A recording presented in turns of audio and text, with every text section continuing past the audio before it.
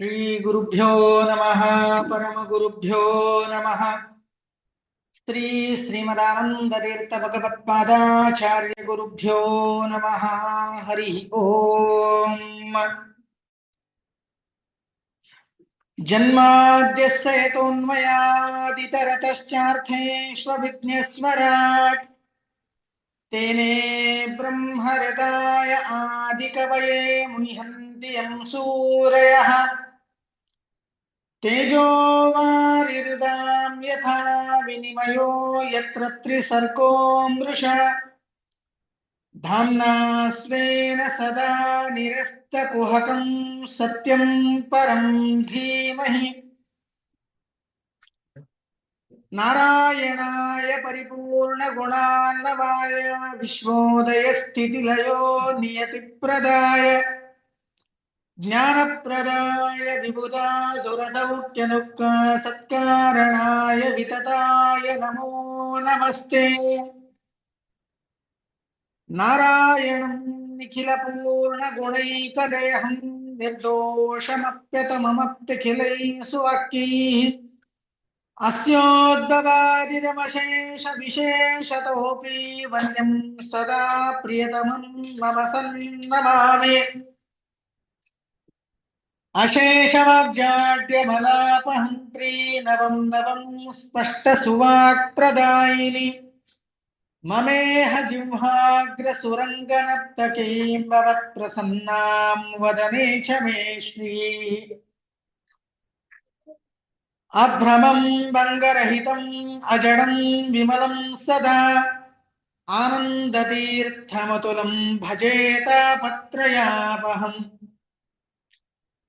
अस्मद्गुरुसमारम्भां टीकाकृत्पादमध्यगां श्रीमदाचार्यपर्यन्तां वन्दे गुरुपरम्पराम् विदोषभाष्टिन्दितसन्मनोरथप्रदसुधीमण्डनमण्डनायितः सदा मम अज्ञानतमो विनाशकश्रुतीशचिन्तामणिरस्तु भूतिदः पूज्याय राघवेन्द्राय सत्यधर्मरताय च भजतां कल्पवृक्षाय नमतां कामधेनवे सत्याविघ्नकराब्जोत्थान् पञ्चाशद्वर्षपूजकान् सत्यप्रमोदतीर्थार्यान् नौमिन्याय सुधारतान् सत्यप्रमोदसञ्जातं विद्वत्कुमुदबान्धवं हितोपदेशकर्तारं सत्यात्मानं गुरुं भजे आपादमौलिपर्यन्तं गुरूणाम् आकृतिं स्मरेत् तेन विघ्नाः प्रणश्यन्ति सिद्ध्यन्ति च मनोरथाः श्रीगुरुभ्यो नमः हरि ओम् अर्चितः संस्कृतोऽध्याता कीर्तितः कथितः श्रुतः यो दद्यात् अमृतत्वं हि समां रक्षतु केशवः स्वस्त्यस्तु सताम् अशेष सन्मङ्गलानि भवन्तु श्लोकैकश्रवणपठनमात्रेण तथा वक्तुश्च श्रोतॄणाम् निखिलकलिकृतकल्मलशापनूतनपटुतरे मोक्षाद्यखिलपुरुषार्थसाधनीभूते श्रीकृष्णामृतमहार्णवे यत्किञ्चित् पूर्वोक्तकथा प्रमेयानुवादः श्रीगुरुभ्यो नमः हरि ओम हरि ओम हरि ओम ಉಪನಿಷತ್ತು ಒಂದು ಮಾತು ತಿಳಿಸುತ್ತದೆ. ಬ್ರಾಹ್ಮಣಸ್ಯ ಚ ದೇಹೋಯಂ ಕ್ಷುದ್ರ ಕಾಮಾಯ ನೇಷ್ಯತೆ ಕೃಚ್ಛ್ರಾಯ ತಪಸೇ ಚೇಹ ಪ್ರೇತ್ಯಾನಂತ ಸುಖಾಯ ಚ. ಬ್ರಾಹ್ಮಣ ಜನ್ಮ ಅತ್ಯಂತ ದುರ್ಲಭವಾದದ್ದು. ಒಬ್ಬ ಸುಭಾಷಿತಕಾರ ತಿಳಿಸಿಕೊಡ್ತಾನೆ, ಮನುಷ್ಯ ಜನ್ಮ ಎಷ್ಟು ದುರ್ಲಭ, ಅದರಲ್ಲಿಯೂ ಕೂಡ ಬ್ರಾಹ್ಮಣ್ಯ ಎಷ್ಟು ದೊಡ್ಡದು. ಒಂದು ಜೀವ ಮನುಷ್ಯನ ದೇಹದಲ್ಲಿ ಬರಬೇಕು ಅಂತಾದರೆ ಅದರ ಹಿಂದೆ ಅದರ ಪರಿಶ್ರಮ ಬಹಳಷ್ಟು ಇದೆ. ತತ್ರಾಪಿ ಜನ್ಮ ಶತಕೋಟಿಷು ಮಾನವತ್ವಂ, ತತ್ರಾಪಿ ಜನ್ಮ ಶತಕೋಟಿಷು ಬ್ರಾಹ್ಮಣತ್ವಂ, ತತ್ರಾಪಿ ಜನ್ಮ ಶತಕೋಟಿಷು ವೈಷ್ಣವತ್ವಂ, ತತ್ರಾಪಿ ಜನ್ಮ ಶತಕೋಟಿಷು ಮತ್ಪರತ್ವಂ. ಜೀವ 84 ಲಕ್ಷ ಯೋನಿಯಲ್ಲಿ ತಿರುಗ್ತಾನಂತೆ. ಅವನಿಗೆ ಕೊನೆಗೆ ಬರುವ ಜನ್ಮ ಇದು ಮಾನವ ಜನ್ಮ. ತತ್ರಾಪಿ ಜನ್ಮ ಶತಕೋಟಿಷು,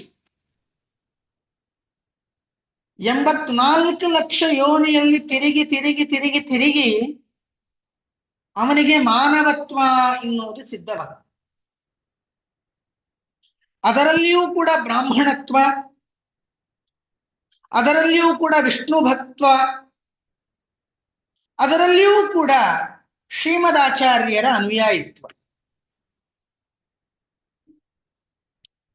ಇಂತಹ ಮಾನವ ಜನ್ಮ ಬಂದಾಗ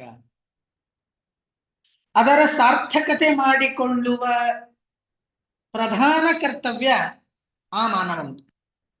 ಅದೇ ಹೇಳ್ತದೆ, ಕ್ಷುದ್ರ ಕಾಮಾಯ ನೇಷ್ಯತೆ ಕೃಚ್ಛ್ರಾಯ ತಪಸೇಚೇಹ ಪ್ರೇತ್ಯಾಂತ ಸುಖಾಯ ಚ.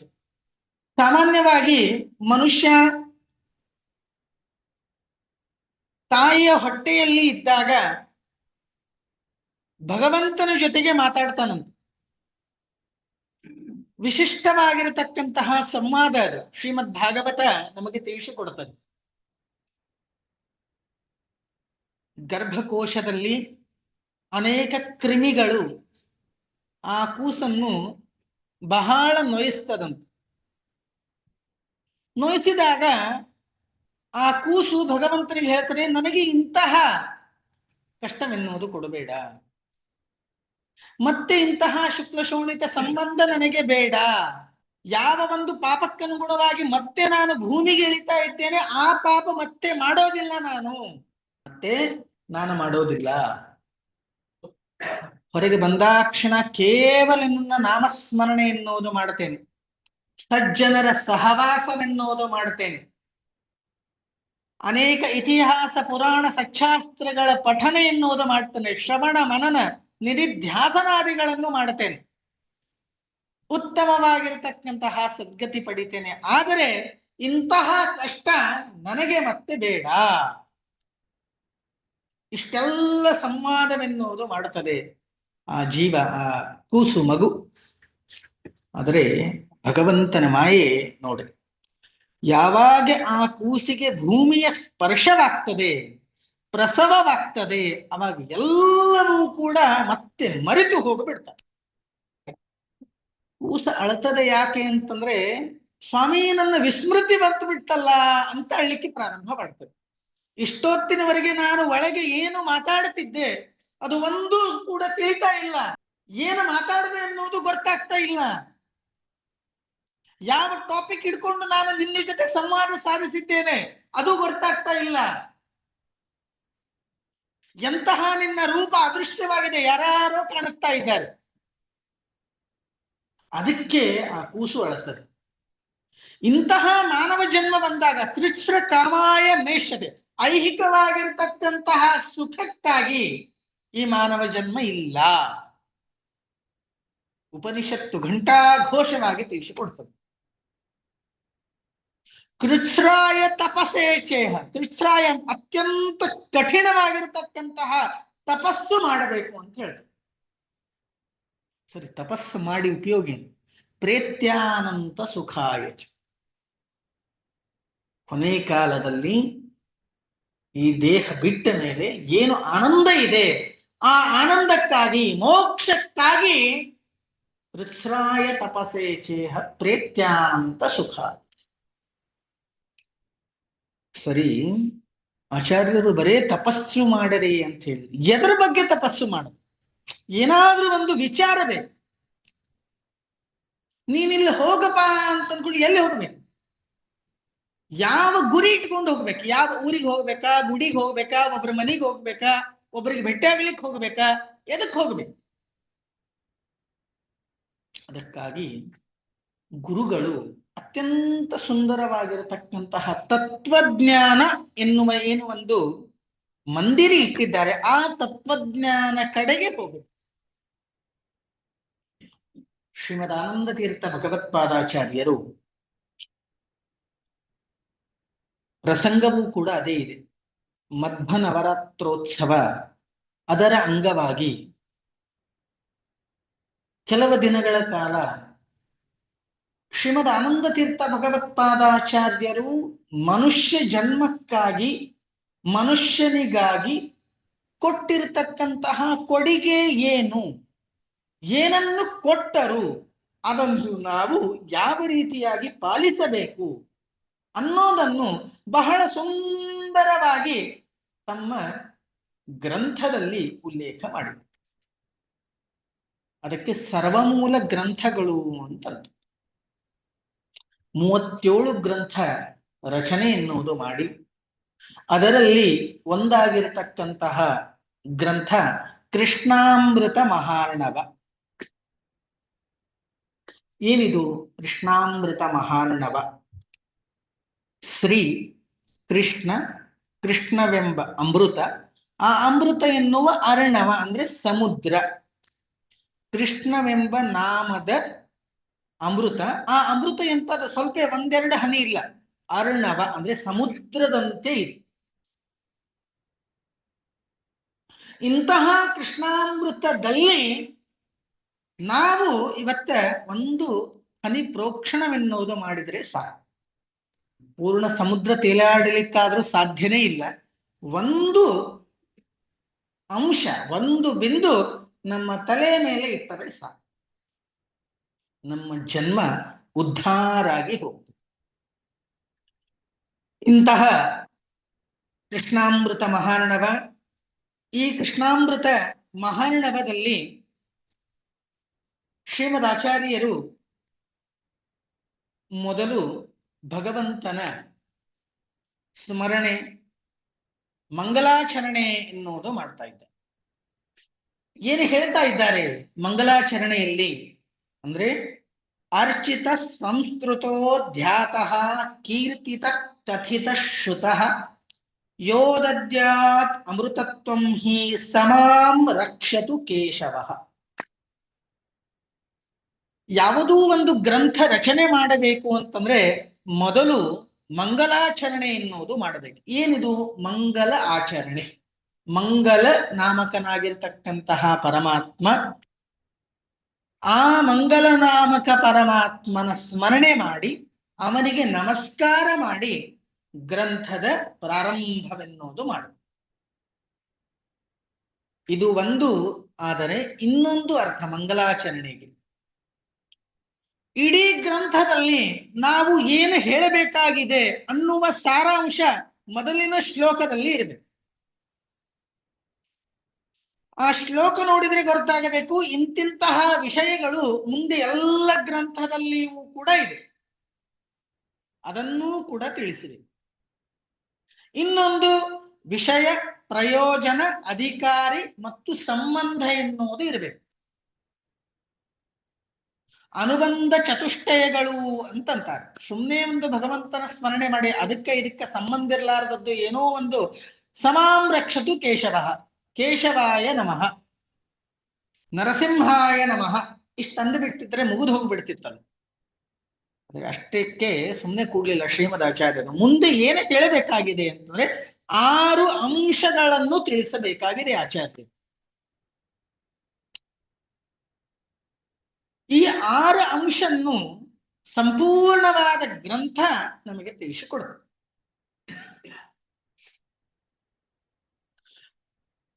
ಕೃಷ್ಣಾಮೃತ ಮಹಾರ್ಣವ ಎಂಬ ಅಪೂರ್ವ ಕೃತಿ ಶ್ರೀಮದಾನಂದ ತೀರ್ಥ ಭಗವತ್ಪಾದಾಚಾರ್ಯರು ವೈದ್ಯನಾಥೇಶ್ವರ ಎನ್ನುವ ಒಂದು ಗುಡಿಯಲ್ಲಿ ರಚನೆ ಎನ್ನುವುದು ಮಾಡಿದ್ದಾರೆ. ಪ್ರಸಿದ್ಧವಾದ ಕೊಕ್ಕಡ ಎನ್ನುವ ಒಂದು ಕ್ಷೇತ್ರ ಉಡುಪಿಯ ಸೈಡಿ ಇದೆ. ಕೊಕ್ಕಡ ಕ್ಷೇತ್ರದಲ್ಲಿ ವೈದ್ಯನಾಥೇಶ್ವರನ ಸನ್ನಿಧಾನದಲ್ಲಿ ಶ್ರೀಮದಾಚಾರ್ಯರು ಈ ಗ್ರಂಥದ ರಚನೆಯನ್ನು ಮಾಡಿದ್ದಾರೆ. ಮೊದಲಿಗೆ ಅರ್ಚನೆ, ಸಂಸ್ಮರಣೆ, ಧ್ಯಾನ, ಕೀರ್ತನ, ಕಥನ ಹಾಗೂ ಶ್ರವಣ, ಈ 6 ಅಂಗಗಳಿಂದ, ಈ 6ರಿಂದ ಪ್ರಸನ್ನನಾಗಿ ಮೋಕ್ಷವನ್ನು ನೀಡುವ ಬ್ರಹ್ಮ, ರುದ್ರ, ಇಂದ್ರಾದಿ ಮೊದಲಾದ ಶ್ರೀಹರಿಯು ನನ್ನನ್ನು ಪಾಲಿಸಲಿ. ಸಮಾಂ ರಕ್ಷತು ಕೇಶವ. ಇಂತಹ ಅಪೂರ್ವವಾಗಿರ್ತಕ್ಕಂತಹ ಕೃತಿ ತಿಳಿಸಿಕೊಡ್ತಾ ಇದ್ದಾರೆ. ಇನ್ನು ಅರ್ಚನೆ, ಸಂಸ್ಮರಣೆ, ಧ್ಯಾನ, ಕೀರ್ತನೆ, ಕಥನ, ಶ್ರವಣ ಅಂತಂದ್ರೆ ಏನು? ಅರ್ಚನೆ ಅಂತಂದ್ರೆ ಮುಖ್ಯವಾಗಿರ್ತಕ್ಕಂತಹ ಭಗವಂತನ ಪೂಜಾ. ಭಗವಂತನ ಪೂಜಾ ಯಾಕೆ ಮಾಡಬೇಕು? ಮಾಡದಿದ್ದರೆ ಏನಾಗ್ತದೆ? ಯಾವ ಯಾವ ವಸ್ತುಗಳಿಂದ ಭಗವಂತನ ಪೂಜೆ ಮಾಡಬೇಕು? ಪೂಜೆ ಮಾಡಬೇಕಾದ್ರೆ ನಮ್ಮ ಮನಸ್ಸಿನಲ್ಲಿ ಏನನ್ನು ಇರಬೇಕು? ಯಾವ ರೀತಿಯಾಗಿರತಕ್ಕಂತಹ ಅನುಷ್ಠಾನಗಳು ಬೇಕು? ಯಾವ ಶ್ಲೋಕದಿಂದ, ಯಾವ ಮಂತ್ರಗಳಿಂದ ಪೂಜೆಯನ್ನು ಮಾಡಬೇಕು? ಇಂತಹ ಪೂಜೆಗೆ ಸಂಬಂಧಪಟ್ಟಿರತಕ್ಕಂತಹ ಸಕಲ ವಿಷಯಗಳು ಕೂಡ ಶ್ರೀಮದಾಚಾರ್ಯರು ಈ ಒಂದು ಗ್ರಂಥದ ಮಾಧ್ಯಮದಿಂದ ಎಲ್ಲ ಭಗವದ್ಭಕ್ತರಿಗೆ ತಿಳಿಸಿಕೊಟ್ಟಿದ್ದಾರೆ. ಅದಕ್ಕಾಗಿ ಮೊದಲನೇದು ತಿಳಿಸಿದ್ರು ಅರ್ಚನೆ. ಅರ್ಚಿತ ಅಂತಂದ್ರೆ ಅರ್ಚನೆ, ಯಾವ ರೀತಿಯಾಗಿ ಭಗವಂತನ ಪೂಜೆ ಇತ್ಯಾದಿಗಳನ್ನು ಮಾಡಬೇಕು. ಎರಡನೇದ್ದು ಸಂಸ್ಮರಣೆ, ಅಂದ್ರೆ ಅವನನ್ನು ನೆನೆಯುವಿಕೆ. ಅವನ ಯಾವತ್ತೂ ಕೂಡ ಸ್ಮರಣೆ ಎನ್ನುವುದು ಮಾಡಬೇಕು, ಅವನನ್ನು ನೆನೆಸಬೇಕು. ನಮ್ಮ ಹಣೆ ಬಾರ ಎಲ್ಲಿಗೆ ಬಂದಿದೆ ಅಂತಂದ್ರೆ ಸಂಕಟ ಬಂದಾಗ ಮಾತ್ರ ವೆಂಕಟರಮಣ. ಸಮಗ್ರವಾಗಿರತಕ್ಕಂತಹ ಭೋಗ್ಯವಾದ ವಿಷಯ ಪದಾರ್ಥಗಳನ್ನು ಎಲ್ಲವೂ ಕೂಡ ಅನುಭವಿಸ್ತೇವೆ. ಆ ಪ್ರಸಂಗಕ್ಕೆ ಆ ಒಂದು ವಿಷಯ ನಮಗೆ ಬರದೇ ಇದ್ದರೆ ಅಯ್ಯೋ ದೇವರೇ ಬಂದೇ ಇಲ್ಲಲ್ಲ. ಈ ಸ್ಟೆಪ್ಪಿಗೆ ನಾವು ಬಂತು. ಹಾಗಲ್ಲಿರಲು ಅವನನ್ನು ನೆನೆಸಬೇಕಂತ. ಪ್ರತಿಯೊಂದು ವಿಷಯದಲ್ಲಿಯೂ ಕೂಡ ಅವನ ಸ್ಮರಣೆ. ಒಂದು ಆಕಳಿಕೆ ಬಂತು ಅಂತಂದ್ರೂ ಸಹಿತ ಕೇಶವ ನಾರಾಯಣ. ಎಡವು ಬಿದ್ದರೆ ನಾರಾಯಣ. ನಾವು ಬೈಕೋತ್ ಹೋಗ್ತೀವಿ, ಯಾರ ಟರ್ನ್ ನೋಡಿರಿ ಅಂತ. ಭಗವಂತ ಎಚ್ಚರಿಕೆ ಎನ್ನುವುದು ಕೊಡ್ತಾನೆ. ಎಡುವಿಕೆ ಅಂತಂದ್ರೆ ಏನು? ಎಚ್ಚರಿಕೆ ಅಂತ ಅರ್ಥ. ಪಂಚಭೌತಿಕ ದೇಹ ಇದ್ದದ್ದರಿಂದ ಮನುಷ್ಯ ಎಡವುದು ಕ್ವಚಿತ. ಆದರೆ ಅಲ್ಲಿ ಭಗವಂತನ ಸ್ಮರಣೆ ಎನ್ನುವುದು ಮಾಡಿದರೆ ಆ ಪಾಪವೆನ್ನುವುದು ಹೊರಟು ಹೋಗ್ತದೆ. ಅದಕ್ಕಾಗಿ ಅವನ ಮಾಡಿರತಕ್ಕಂತಹ ಉಪಕಾರವೆನ್ನುವುದು ಪ್ರತಿಯೊಂದು ಕ್ಷಣಕ್ಕೂ ಕೂಡ ನೆನೆಸಬೇಕು ಅನ್ನುವ ಉದ್ದೇಶದಿಂದಲೇನೆ ಸಂಸ್ಮರಣೆ. ನೋಡ್ರಿ, ಒಂದು ವಿಚಿತ್ರ ಏನಂತಂದ್ರೆ ಕೇವಲ ಸ್ಮರಣೆ ಅಂತಂದ್ರೆ ಮುಗಿದು ಹೋಗ್ಬಿಡ್ತಿತ್ತು. ಸಂ ಅನ್ನುವ ಉಪಸರ್ಗವೆನ್ನುವುದು ಇಟ್ಟಿದ್ದಾರೆ. ಸಂ ಅಂತಂದ್ರೆ ಏನು? ವಿಶಿಷ್ಟವಾಗಿ, ಸಮೀಚೀನವಾಗಿ ಅವನನ್ನು ನೆನೆಸಿ. ಮೂರನೇದ್ದಾಗಿರ್ತಕ್ಕಂಥದ್ದು ಧ್ಯಾನ. ಅಂದ್ರೆ ಏನು? ಧ್ಯಾನ ಮಾಡಬೇಕು ಅಂತಂದ್ರೆ ಏನು ಮಾಡಬೇಕು? ಬರೇ ಕಣ್ಣು ಮುಚ್ಕೊಂಡು ಕೂತ್ರೆ, ಬರೇ ಮೂಗು ಹಿಡ್ಕೊಂಡು ಕೂತ್ರೆ, ಬರೇ ದೇವರ ಮುಂದೆ ಕೂತ್ರೆ ಇದು ಧ್ಯಾನ ಅಲ್ಲ ಅಂತ ಹೇಳ್ತಾರೆ. ವ್ಯಾಖ್ಯಾನಕಾರ ತಿಳಿಸಿಕೊಡ್ತಾ ಇದ್ದಾರೆ. ಧ್ಯಾನ ಅಂತಂದ್ರೆ ಏನು? ಮನಸ್ಸನ್ನು ಏಕಾಗ್ರತೆಗೊಳಿಸುವ ರೀತಿಗೆ ಧ್ಯಾನ ಅಂತ ಹೇಳ್ತಾರೆ. ನಾವು ದೇವರ ಮುಂದೆ ಕಣ್ಣು ಮುಚ್ಕೊಂಡು ಕೂಡ್ತೇವೆ, ಆದ್ರೆ ಒಲಿ ಮೇಲೆ ಹಾಲು ಇರ್ತದೆ. ಹಾಲು ಉಕ್ತದೋ ಏನು? ಯಾರು ಬರ್ತಾರೆ ಏನು? ಬೆಕ್ ಹಾಲು ಕುಡಿತದ ಏನು? ಸಣ್ಣ ಮಗು ಏನಾರೆ ಮಾಡ್ತದೆ ಏನು? ಆದರೆ ನಮ್ಮ ದೇಹ ಇಲ್ಲಿದೆ, ಆದರೆ ಚಿತ್ತ ಎಲ್ಲ ಕಡೆಗೆ ಡ್ಯಾಡ್ತಿತ್ತು. ಅದನ್ನು ಏಕಾಗ್ರಗೊಳಿಸುವ ರೀತಿಗೆ ವ್ಯಾಖ್ಯಾನಕಾರರು ತಿಳಿಸಿಕೊಟ್ಟಿದ್ರು ಧ್ಯಾನ.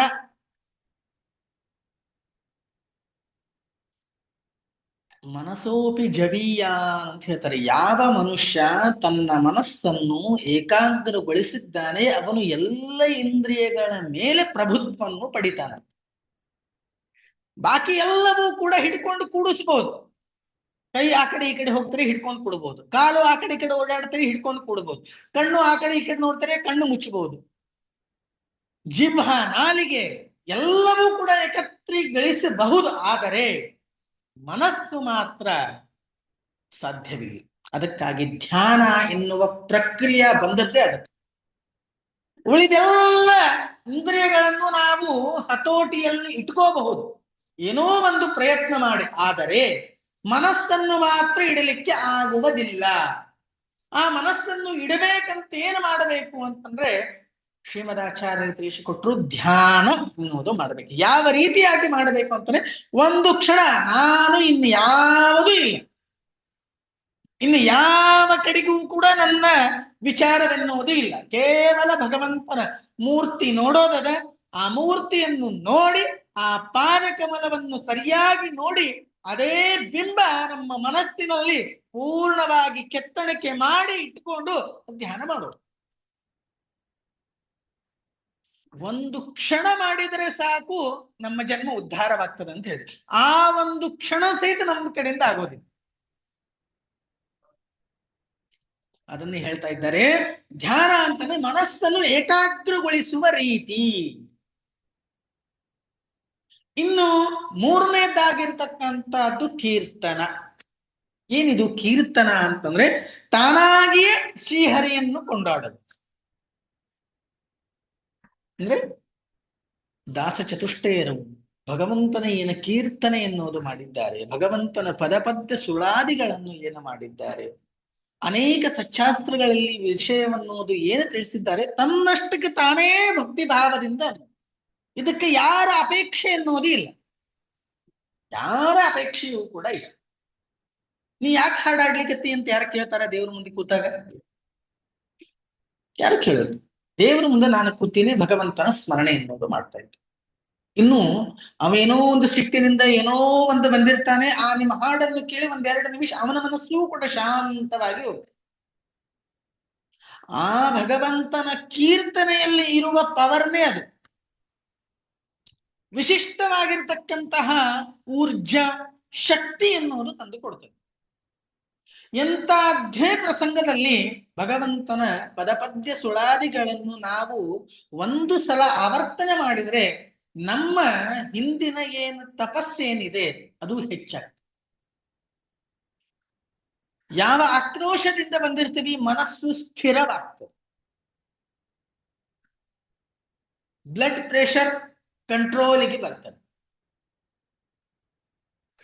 ಅದಕ್ಕಾಗಿ ಸಚ್ಚಾಸ್ತ್ರಗಳ ವಿಚಾರ ಎಲ್ಲರಿಗೆ ನಾಲಿಗೆ ಮೇಲೆ ನುಡಿಲಿಕ್ಕೆ ಆಗದೇ ಇರತಕ್ಕಂತಹ ಪ್ರಸಂಗದಲ್ಲಿ ದಾಸರಾಯರು ಭೂಮಿ ಮೇಲೆ ಅವತಾರ ತಾಳಿ ಆ ಸಚ್ಚಾಸ್ತ್ರಗಳಲ್ಲಿರತಕ್ಕಂತಹ ಪ್ರಮೇಯ ತತ್ವಜ್ಞಾನವನ್ನೇ ಸರಳ ಸುಲಭ ಭಾಷೆಯಲ್ಲಿ ಪದ್ಯನ ರಚನೆ ಮಾಡಿದ್ರು. ಅದೇ ಕೀರ್ತನೆ ಅಂದ್ರೆ ತನ್ನಷ್ಟಕ್ಕೆ ತಾನೇ ಅದನ್ನು ತಾನಾಗಿ ಹರಿಯನ್ನು ಕೊಂಡಾಡುವುದಕ್ಕೆ ಕೀರ್ತನ ಅಂತ ಹೇಳಿ. ಇನ್ನು ಕಥನ. ಕಥನ ಅಂತಂದ್ರೆ ಏನು ಅಂತಂದ್ರೆ ಯೋಗ್ಯರಿಗೆ ತನಗೆ ತಿಳಿದ ಶ್ರೀಹರಿಯ ಮಹಿಮೆ ಎನ್ನುವುದು ತಿಳಿಸುವುದು. ಕೇವಲ ತನ್ನಷ್ಟಕ್ಕೆ ತಾನೇ ಓದಿ ಓದಿ ಓದಿ ಓದಿ ಏನು ಉಪಯೋಗ ಇಲ್ಲ. ತಮ್ಮಲ್ಲಿರತಕ್ಕಂತಹ ಜ್ಞಾನ ಮತ್ತೊಬ್ಬರಿಗೆ ನಾವು ಹೇಳಿದರೆ ಅದಕ್ಕೆ ಪುಣ್ಯ ಹೆಚ್ಚು.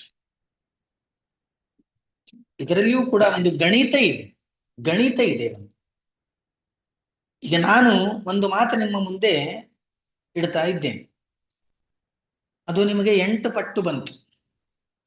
ನೀವು ಮತ್ತೊಬ್ಬರಿಗೆ ಹೇಳಿದ್ರೆ 16 ಪಟ್ಟು ನಿಮಗೆ ಪುಣ್ಯ, ಅವರು ಮತ್ತೊಬ್ಬರಿಗೆ ಹೇಳಿದ್ರೆ 32 ಪಟ್ಟು ಪುಣ್ಯ.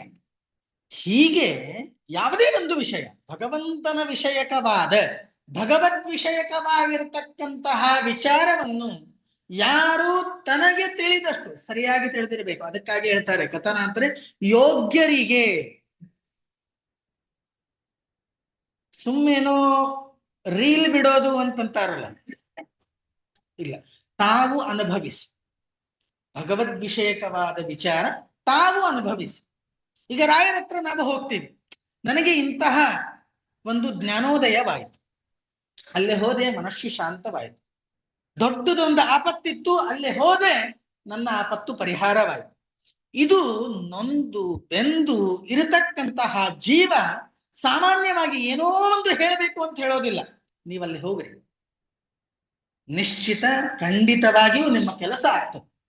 ನಾನು ಅನುಭವಿಸಿನ್ರಿ, ಇಂತಹ ಸಮಸ್ಯೆ ಇತ್ತು, ಅಲ್ಲಿ ಹೋದೆ ನಾನು ಪರಿಹಾರ ಆಯ್ತು. ಹೀಗೆ ಏನೋ ಒಂದು ಮನಸ್ಸಿನ ತೃಪ್ತಿಗಾಗಿ ತಮ್ಮಲ್ಲಿರತಕ್ಕಂತಹ ಜ್ಞಾನ, ಭಗವದ್ ವಿಷಯಕವಾದ ಪ್ರಾಮಾಣಿಕವಾದ ಜ್ಞಾನ ಮತ್ತೊಬ್ಬರಿಗೆ ನಾವು ಹೇಳಿದ್ರೆ ಅದು ನಮಗೆ ಪುಣ್ಯಪ್ರದವಾಗ್ತದೆ. ಇದೇ ಕಥನ. ಯೋಗ್ಯರಿಗೆ ತನಗೆ ತಿಳಿದ ಹರಿಯ ಮಹಿಮೆ ಎನ್ನುವುದು ತಿಳಿತು. ಇದು ಒಂದಾದ್ರೆ ಮುಖ್ಯವಾಗಿರತಕ್ಕಂಥದ್ದು ಕೊನೆಯದು ಶ್ರವಣ. ಏನು ಶ್ರವಣ ಅಂತಂದ್ರೆ, ಶ್ರವಣ ಅಂತಂದ್ರೆ ಜ್ಞಾನಿಗಳಿಂದ ಶ್ರೀಹರಿಯ ಮಹಾತ್ಮ್ಯವೆನ್ನುವುದು ಶ್ರವಣ ಮಾಡ. ಕೇವಲ ಭಗವಂತನ ಶ್ರವಣವೆನ್ನುವುದು ಮಾಡಿ ಮಾಡಿ ಮಾಡಿ ಮಾಡಿದ ಮೇಲೆ ಮೇಲಿನ 5 ನಮಗೆ ಸರಳಾಗಿ ಹೋಗ್ತದೆ. ಮೊದಲನೇದ್ದು ಏನು ಹೇಳಿದ್ರು? ಅರ್ಚನೆ ಹೇಳಿದ್ರು. ಎರಡನೇದ್ದು ಸಂಸ್ಮರಣೆ ಹೇಳಿದ್ರು. ಮೂರನೇದ್ದು ಧ್ಯಾನ ಹೇಳಿದ್ರು. ನಾಲ್ಕನೇದ್ದು ಕೀರ್ತನೆ ಹೇಳಿದ್ರು. 5ನೇದ್ದು ಕಥನ ಹೇಳಿದ್ರು. 6ನೇದ್ದು ಯಾವುದು? ಶ್ರವಣ ಅಂತ ಹೇಳಿದ್ರು. ಹೌದಾ? ಈಗ ಪೂಜೆನೇ ಮಾಡ್ಲಿಕ್ಕೆ ಬರೋದಿಲ್ಲ.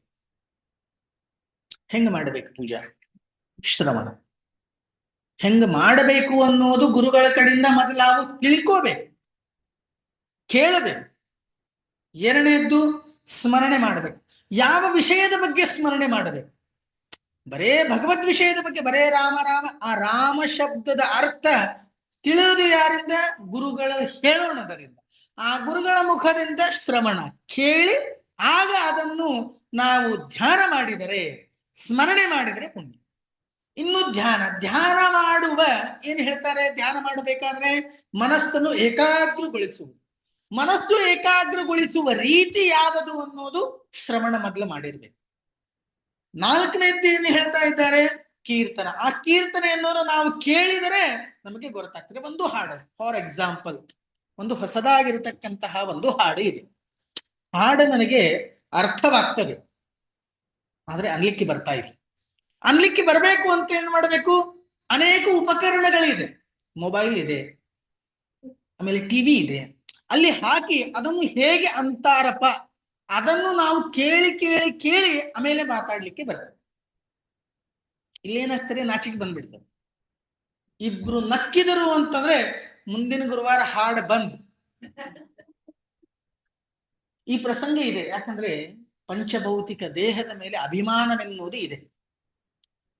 ಅದಕ್ಕಾಗಿ ಹೇಳ್ತಾ ಇದ್ದಾರೆ ಶ್ರವಣ ಬಹಳ ಮಹತ್ವದ್ದು. ಇನ್ನು ಕಥನ, ಯೋಗ್ಯರಿಗೆ ತನಗೆ ತಿಳಿದ ಹರಿಯ ಮಹಿಮೆ ಎನ್ನುವುದು ತಿಳಿಸಬೇಕು ಅಂದ್ರೆ ತಾನು ಮೊದಲು ತಿಳ್ಕೋಬೇಕಲ್ಲ. ತಾನು ತಿಳ್ಕೋಬೇಕು ಅಂತಂದ್ರೆ ಅನೇಕ ಪುರಾಣ ಪ್ರವಚನಾದಿಗಳನ್ನು ಕೇಳಬೇಕು. ಕೇಳುವ ಮಾಧ್ಯಮ ಯಾವುದು? ಅದೇ ಶ್ರವಣ.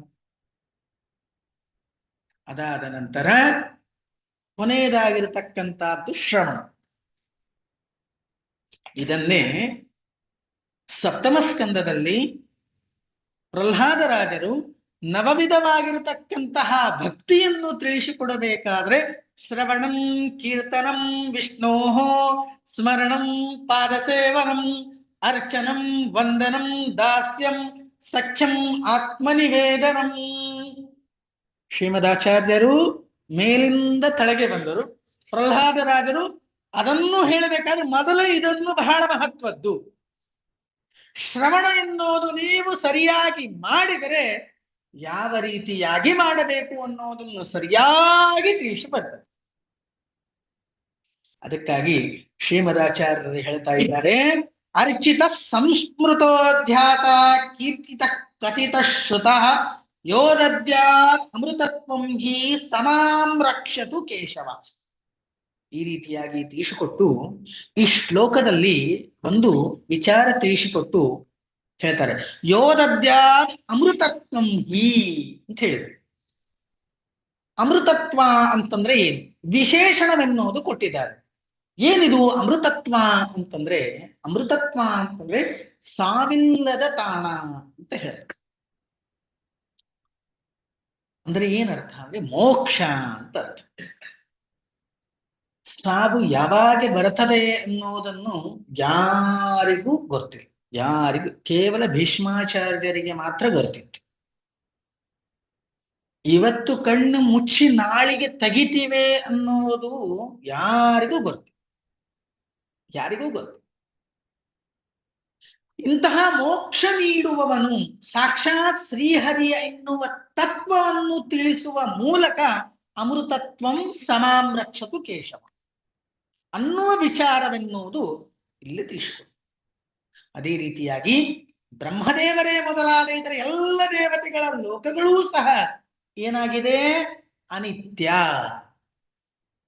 ಇವತ್ತು ಬ್ರಹ್ಮದೇವರು, ರುದ್ರದೇವರು, ಇಂದ್ರದೇವರು ಯಾವ ಪದವಿಯಲ್ಲಿ ಇದ್ದಾರೆ? ಬ್ರಹ್ಮ ಎನ್ನುವ ಹೆಸರಲ್ಲ, ಆ ಪದವಿಯ ಹೆಸರು. ರುದ್ರ ಅನ್ನುವ ಪದವಿ ಹೆಸರಲ್ಲ. ಇಂತಹ ಆ ಎಲ್ಲ ಲೋಕಗಳು ಸಹಿತ ಏನಾಗಿದೆ? ಅನಿತ್ಯ. ಆದ್ರೆ ವಿಷ್ಣು ಲೋಕವಾದ ವೈಕುಂಠವೆನ್ನುವುದು ಮಾತ್ರ ಸತ್ಯ, ಅದು ಯಾವತ್ತೂ ನಿತ್ಯ. ಈ ರೀತಿಯಾಗಿ ಆ ಅಮೃತತ್ವವಿರುವ ಲೋಕ ಎಂದರೆ ವೈಕುಂಠ ಎನ್ನುವ ಭಾವ. ಆ ಭಗವಂತನು ಯಾವ ರೀತಿಯಾಗಿ ಮೇಲಿನ 6 ಪದಾರ್ಥಗಳನ್ನು ಸೇವಿಸಿದರೆ, ನಮ್ಮ ನಿಜ ಜೀವನದಲ್ಲಿ ಅಳವಡಿಸಿಕೊಂಡರೆ, ಅವರ ಹೇಳಿದ ಮಾರ್ಗದಲ್ಲಿ ನಡೆದರೆ ಏನಾಗ್ತದೆ? ನಿತ್ಯವಾದ ಮೋಕ್ಷ ಅಂದ್ರೆ ವೈಕುಂಠವೆನ್ನುವುದು ಭಗವಂತ ಕೊಡ್ತಾನೆ ಅನ್ನುವ ಒಂದು ವಿಚಾರದಿಂದ ಅಮೃತತ್ವಂ ಹಿ ಸಹ. ಅಂದ್ರೆ ಇಷ್ಟೆಲ್ಲ ಮಾಡಿದರೆ, ಯಾಕಂದ್ರೆ ಪ್ರಯೋಜನಂ ಅನುದ್ದಿಶ್ಯ ನ ಮಂದೋಪಿ ಪ್ರವರ್ತತೆ ಅಂತ ಹೇಳ್ತಾರೆ. ಪ್ರಯೋಜನ ಇಲ್ಲದೇನೆ ಯಾರೂ ಸಹಿತ ಅದರಲ್ಲಿ ತೊಡಗೋದಿಲ್ಲ. ಈ ಕೃಷ್ಣಾಮೃತ ಮಹಾರ್ಣವವೆನ್ನುವುದು ನಾವು ಯಾಕೆ ಓದಬೇಕು ಅಂತಂದ್ರೆ ಅಮೃತತ್ವಂ ಹಿ ಸಹ. ದೊಡ್ಡದಾಗಿರ್ತಕ್ಕಂತಹ ಪ್ರಯೋಜನ ಇದೆ. ಏನು ಪ್ರಯೋಜನ? ನಿತ್ಯವಾದ, ಅಶಾಶ್ವತವಾದದ್ದಲ್ಲ, ಶಾಶ್ವತವಾದ ನಿತ್ಯವಾದ ಭಗವಂತನ ಸ್ಥಾನವಿರುವ ವೈಕುಂಠವೇ ನಮಗೆ ಪ್ರಾಪ್ತವಾಗ್ತದೆ. ಇದಕ್ಕಿಂತ ದೊಡ್ಡದಾಗಿರ್ತಕ್ಕಂತಹ ಪ್ರಯೋಜನ ಇನ್ಯಾವುದೂ ಇಲ್ಲ, ಯಾವುದೂ ಇಲ್ಲ. ಆ ವಿಚಾರವನ್ನು ತಿಳಿಸುವುದಕ್ಕಾಗಿ ಶ್ರೀಮದಾಚಾರ್ಯರು ಅಮೃತತ್ವಂ ಸಮಾಂ ರಕ್ಷತು ಕೇಶವ, ಇಂತಹ ವೈಕುಂಠ ಲೋಕವನ್ನು ಕೊಡುವ ಕೇಶವ ಬ್ರಹ್ಮರುದ್ರಾದಿಗಳಿಗೆ ಸ್ವಾಮಿನಾದ ಭಗವಂತ ನನ್ನನ್ನು ಪಾಲಿಸಲಿ ಅಂತ ಈ ರೀತಿಯಾಗಿ ಕೃಷ್ಣಾಮೃತ ಮಹಾರ್ಣವದಲ್ಲಿ ಶ್ರೀಮದಾಚಾರ್ಯರು ಎಲ್ಲಿ ಮಾಡಿದರು ಅನ್ನೋದನ್ನು ತಿಳಿಸಿಕೊಟ್ರು. ಎರಡನೇದ್ದು, ಮಂಗಲಾಚರಣೆಯಿಂದ ಮುಂದಿನ ಯಾವ ಯಾವ ವಿಚಾರಗಳವ, ಏನನ್ನು ತಿಳಿಸಿಕೊಡಬೇಕಾಗ್ಯದ ಅನ್ನೋದನ್ನು ತಿಳಿಸಿಕೊಟ್ರು. ಇದನ್ನು ಓದಿದರೆ ನಮಗೇನು ಪ್ರಯೋಜನ ಅನ್ನೋದನ್ನು ಸಹಿತ ತಿಳಿಸಿಕೊಟ್ರು. ಈ ರೀತಿಯಾಗಿ ಕೃಷ್ಣಾಮೃತ ಎನ್ನುವ ಮಹಾರ್ಣವ ಎನ್ನುವ ಗ್ರಂಥದಲ್ಲಿ ಮುಂದೆ ಪೂಜಾ ಸಂಬಂಧಪಟ್ಟಿದೆ, ಉಪವಾಸಕ್ಕೆ ಸಂಬಂಧಪಟ್ಟ, ಗೋಪೀಚಂದನ ಮುದ್ರಾಧಾರಣೆಗೆ ಸಂಬಂಧಪಟ್ಟ ಎಲ್ಲ ವಿಚಾರಗಳು, ಆಚಾರ ವಿಚಾರದಲ್ಲಿ ವಿಶೇಷವಾಗಿರತಕ್ಕಂತಹ ರುಚಿಯನ್ನು ಹುಟ್ಟಿಸುವ ಮೂಲಕ ಶ್ರೀಮದಾಚಾರ್ಯರು ಗ್ರಂಥದ ರಚನೆ ಮಾಡಿದ್ದಾರೆ. ಇವತ್ತಿನ ದಿವಸ ಈ ಗ್ರಂಥದ ಪ್ರಾರಂಭ ಮಾಡಿ ನಾಳಿನ ದಿವಸ ಒಂದೊಂದು ವಿಚಾರವೆನ್ನುವುದು ಸರಿಯಾಗಿ ಸುಲಭ ರೀತಿಯಾಗಿ ತಿಳಿದುಕೊಂಡು ಆ ಗುರುಗಳು ಯಾವ ರೀತಿಯಾಗಿ ಹೇಳಿದ್ದಾರೆ ಆ ರೀತಿಯಾಗಿ ಒಂದು ಅಂಶವನ್ನು ನಮ್ಮ ಈ ಜೀವನದಲ್ಲಿ ಅಳವಡಿಸಿಕೊಳ್ಳಲಿಕ್ಕೆ ಪ್ರಯತ್ನ ಮಾಡೋಣ. ಯಾಕಂದ್ರೆ ಸಮುದ್ರ ಈಜ್ಲಿಕ್ಕಾಗೋದಿಲ್ಲ, ಮಹಾರ್ಣವಾದ ಒಂದು ಅಂಶ ಪ್ರೋಕ್ಷಣ ಮಾಡಿದ್ರೆ ಉದ್ಧಾರವಾಗ್ತದೆ ಅಂತ ಹೇಳಿ ಇವತ್ತಿನ ಈ ಒಂದು ವಾಕ್ಕುಸುಮವೆನ್ನುವುದು ಆ ಶ್ರೀಮದಾಚಾರ್ಯರ ಅಂತರ್ಯಾಮಿಯಾಗಿರತಕ್ಕಂತಹ ಶ್ರೀಕೃಷ್ಣನಲ್ಲಿ ಸಮರ್ಪಣೆ ಮಾಡ್ತೇನೆ. ಮಧ್ವಾಂತರ್ಗತ ಶ್ರೀಕೃಷ್ಣಾರ್ಪಣಮಸ್ತು. ಅನೇನ ಭಾವಿಯತ್ ಪುಣ್ಯಂ ಅವಾಪ್ನೋತು ಗುರುರ್ಮಮ.